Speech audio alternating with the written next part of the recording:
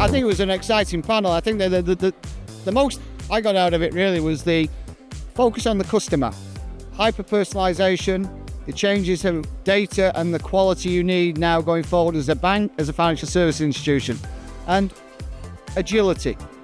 The ability for banks or any form of financial institution to be agile in its product development, product services, and key to everything is data. Banks are terrible. Legacy banks are terrible. They don't have the right data. New banks do. Cores like Cascada, we provide data as our core currency in many ways, and that's the data that will help banks, financial institutions give the customers this thing called hyper-personalization. I think also the challenges on data give you move. I think that we talked also that banks or financial institutions have access to over 7 billion people a year. So what the hell are they doing in ESG terms? Why should they not be doing more when it comes to loan origination, and the products they actually provide should be giving more on climate risk and climate change? So I think the key for me was hyper-personalization, data.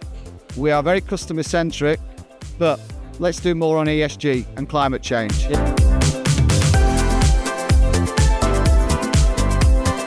I think we're seeing a bit of recycling of coffee cups in canteens. I know that's unfair, but the reality is that if you're giving a loan to someone, wherever you are in the world, why should not the impact of that loan be measured? And therefore, if you are doing something that has either a social benefit or an environmental benefit, do that at a discount. Then you're incentivizing people to actually do more for the environment. And I think one of the other challenges I have personally is we spend a lot of time, particularly in the UK, on the E, and actually E has become more of a middle class issue where people can afford to make those choices. Let's focus on the S. If we focus on the S to enable people to have those choices, then we'll make a better world for all of us.